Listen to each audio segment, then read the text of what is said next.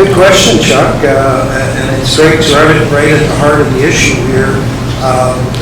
When you start talking billion-dollar investments in ports, we get pretty excited. Would I have ever said that that was something that we would consider? I think there was always that prospect. No, our member municipalities that we have in our organization have always been very generous with their support, believing in the prospect of Churchill. And now when you look at the opportunity when the German Chancellor came to Canada and asked the question, can you send LNG out? And we went, why not?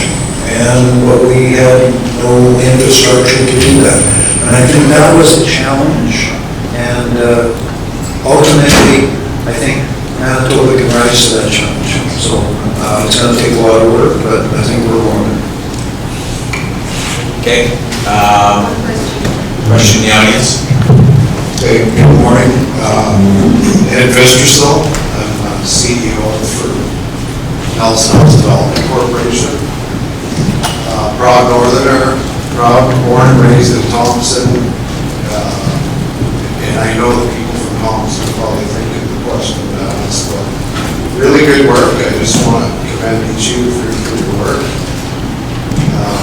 I'm just curious, put it out there, where do you see Thompson fitting into this rail line discussion? Because from my observation, it looked like the pod to Churchill. So that's my simple question.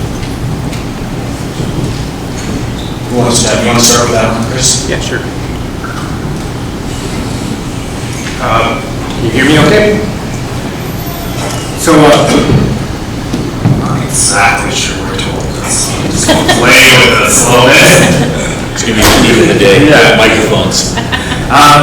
Well, I mean, Thompson, for us, Thompson is a key part of our network.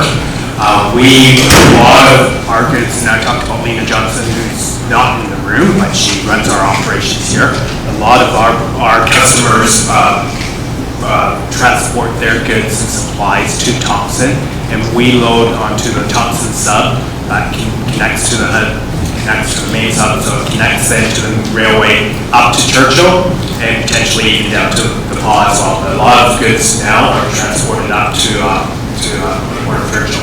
So we don't see that as a change. What we see is that as we build the infrastructure is more reliable and it's operating efficiently, the more opportunities there are for goods and products to come out of Thompson to the world markets from Churchill. So an example today is a lot of the trucks that I think someone was talking about, I think Jim was talking about, they're brand new trucks sitting in the port of Churchill waiting to get up to Nunavut, have been transported from Thompson. That's an example. That's one example. So it's not it's not the only thing. I can't potentially imagine all the things that could go through Thompson to Churchill because that's not my job. My job is to build the infrastructure, and what will happen is that goods will make their way there and provide opportunities for people.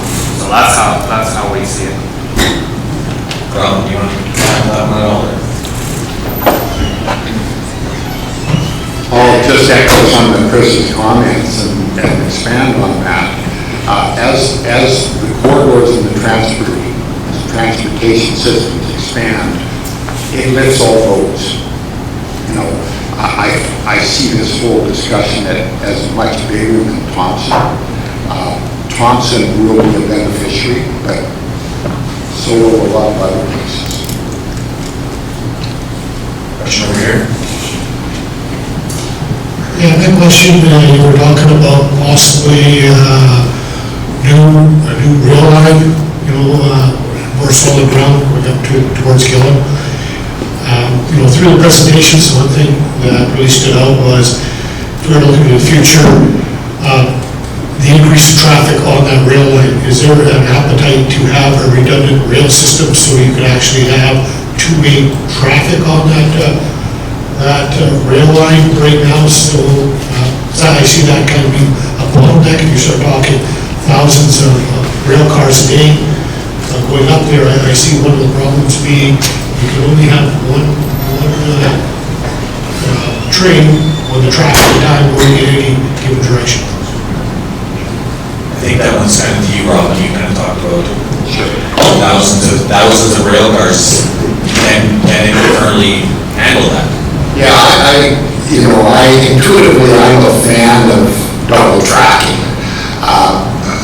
The Port of Prince Rupert example, they think they can get 3,000 or 4,000 cars a day on a single track. In the terrain we've got in northern Manitoba, we might want to double track for redundancy and reliability, as well as ultimate capacity. We've got a melting permafrost is a real challenge for 100-ton rail cars moving at speed. So, and that's a great question. It's, look, pretty big.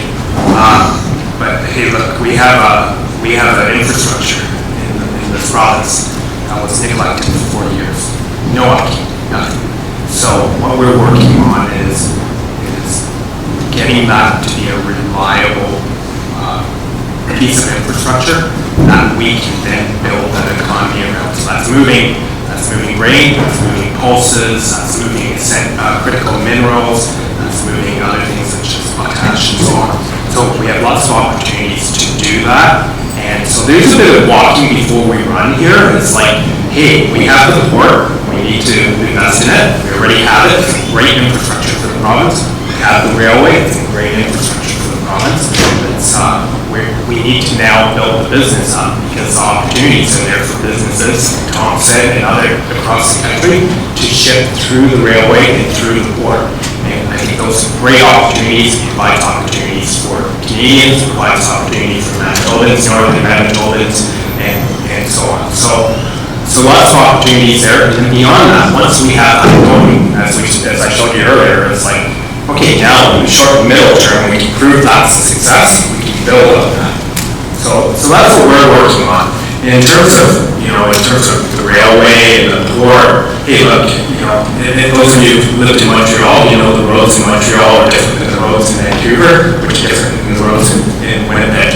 We have the technology and the abilities to understand how we build infrastructure on all the different grounds we have. We go across the Rockies to the west, and then to the east we have colder weather and so on.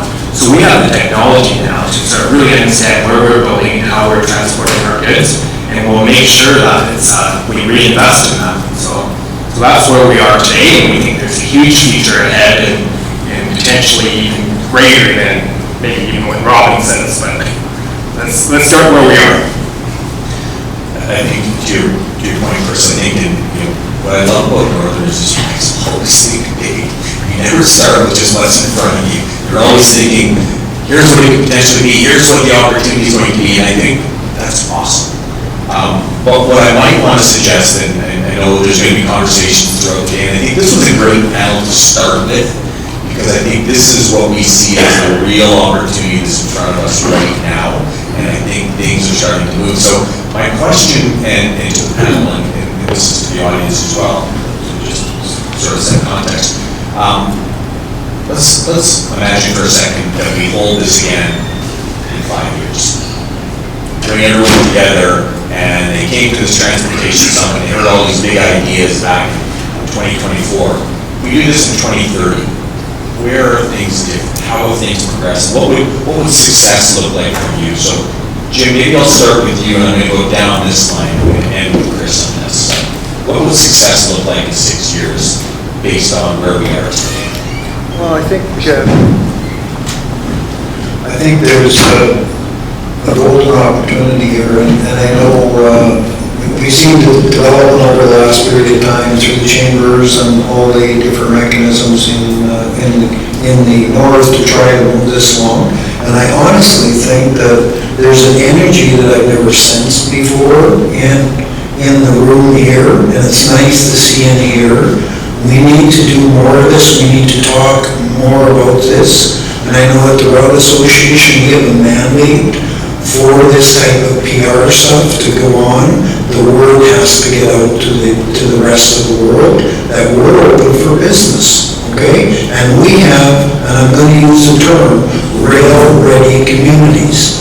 Thompson has the infrastructure here that they can do more and bigger stuff, and I think there's a great opportunity here. I'll leave it at that. Rob, 6 years, you're back. How many buildings have you run? I thought it was 5 years. There's two things that are relatively easy to do. One is live on natural gas. Very few moving parts to that. So hopefully we would have a big LNG facility with one eye on transforming to hydrogen at some point. We would have railways that work, and I'll just a plug, right now, the north gets serviced out of Montreal, and Chris, I think you made a comment on that. That's just silly. You look at Montreal on the map, and you're trying to get something into the north, when you've got Hudson's Bay with rails and ports that should work. So LNG for sure. Potash is pretty easy. Potash port is a conveyor belt in the shed. Barry, you made a comment on ports. There's all sorts of different components to ports. And so there's a couple of easy ones. Containers, a little more infrastructure, more manpower. Not sure we have containers working in volume in 5 years. But in 10 or 15, all of this should happen. There should have been an $80 million investment, and the Manitoba economy should be, 500 billion bigger. Chris, you're celebrating the 5-year anniversary of CEL. Well, I passed probation. My boss isn't here, so if anyone knows him, you can send a text. I would appreciate that. Hey, it's one thing I've learned about, I grew up in northern part BC, I worked in northern parts of Canada, and now I'm working in northern Manitoba. What I've learned about northerners is northerners know their business, they know their communities, they always know it better than companies that sit up at the stage here. They know what's happening, and from an airline perspective, you guys can throw Gary Bell later, but they know the schedule and they know the reliability of airlines, right? Better than the airlines themselves. So that's the first part, and I'll get to that answer. It's like, so I'm pretty simple in terms of thinking about the world. I'm a simple guy. It's like, I think about when I was a kid, and it's raining from BC, so it rained a lot. You use your feet, you dig trenches, right? And the water is raining, and you dig trenches, and the water starts to flow if you dig them in the right way. So that's what we're doing. We're building infrastructure. And what I know about northerners is that northerners will find opportunities and know their business and know their communities. And we're building this infrastructure. What I see is that the businesses will grow. So what I see in 5 years, I see pulses and grain going through the port. I see we're talking about the world changing. Well, critical minerals is a new thing. It's not a new thing, but it's certainly more important than it has ever been.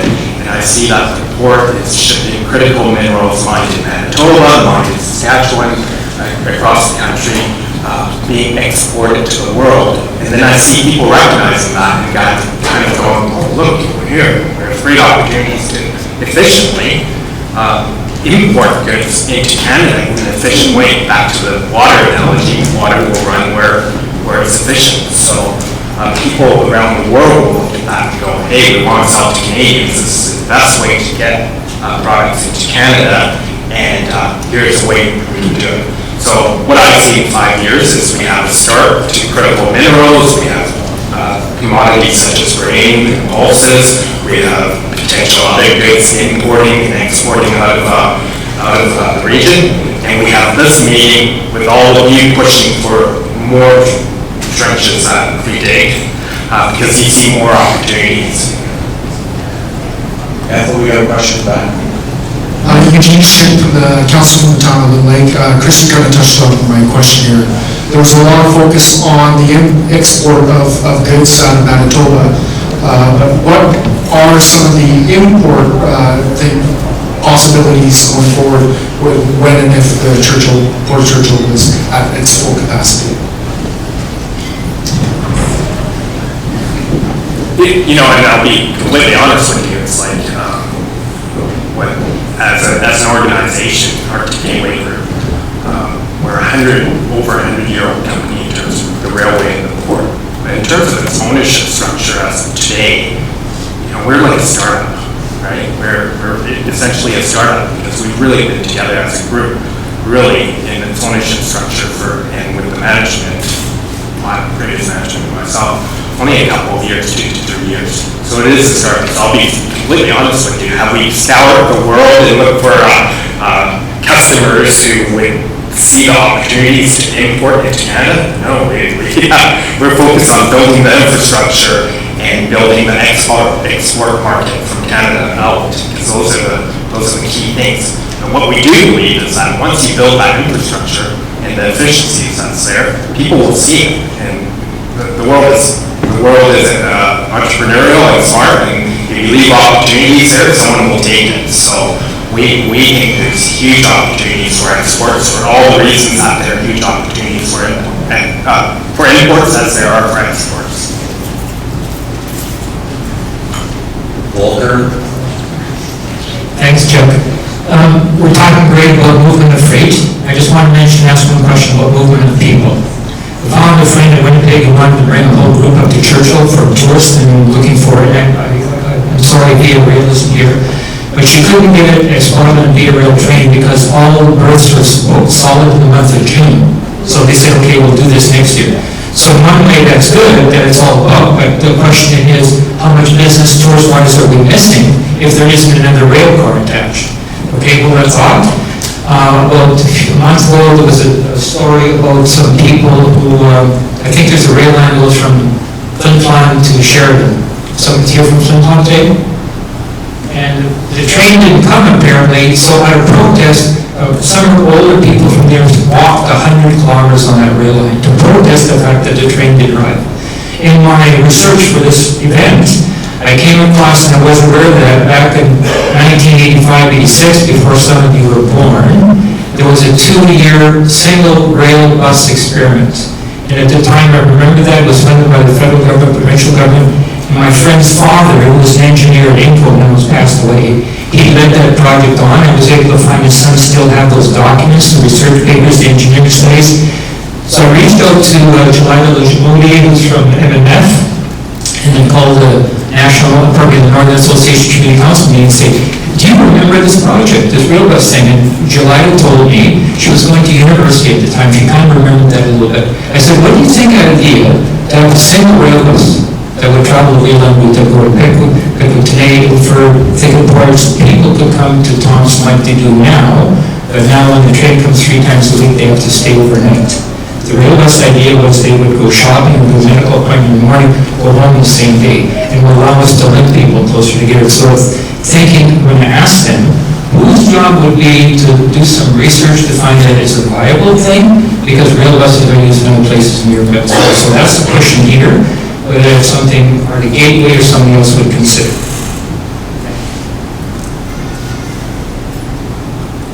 There was a lot there. So I'm unpacking it in my head.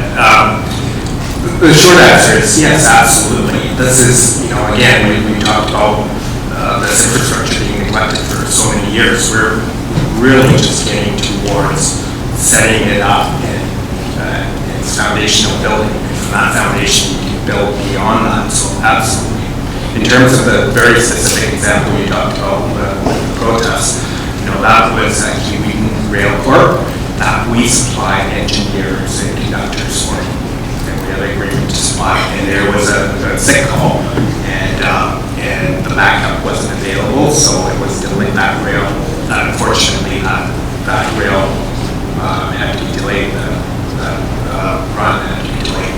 I want to touch on that because it kind of touches on some of the great benefits of this work that are supported by the provincial government and supported by the federal government on is we have the ability to build this infrastructure, build this business, and from that we can then go out and recruit conductors and engineers from the north, people who live in the north, and indigenous communities and northern communities, and provide jobs where they live, close to their support network, close to their families. So recently I looked on Via Rail and I looked on their website. So they have a 2-year apprentice program that says, 2 years apprentice to become an engineer or conductor. You get paid $75,000 a year while you're doing that, and minimum requirements is high school education. And then if you can finish those 2 years, this is look on their website, I'm not making this up, and then if you finish those 2 years successfully, it's $150,000 a year starting salary. Okay. We to be completely transparent, we cannot afford to pay that. So I don't see us saying that, but the opportunity there, as you can see it, is as we grow and as we make it a viable business, which I think with all of you in the room, we can make this a viable business. We can then create opportunities for Northerners to have jobs in their communities, and that's what we want to do, is develop training programs so that people can get jobs like this and live in their communities and live close to where they grew up. Or if they want to leave their communities and work in the cities, well then they have real professions and real jobs. So that's that piece. The other question is, sorry, packing in my head as I speak, is really around tourism. In Western Canada, from Calgary to Banff and Jasper, there's the Rocky Mountaineer. That's a high-end rail transportation tour. High-end, I would say, excursion tour that goes from Alberta to Vancouver and across Banff. It's a high-end rail. You pay a lot of money to be on that. It's a great experience across the Rockies. Here in Manitoba, we have a world-class destination, tourism destination, right here in Alberta. Sorry, Manitoba. Someone shoot me. In Manitoba. So, how does that look? I'm not at Via Rail. I'm not an entrepreneur like many of you are. So there may be opportunities there. Absolutely, there are opportunities there. It's just someone taking advantage of it once we build the infrastructure. Ladies and gentlemen, let's give a round of applause for our first panel. Before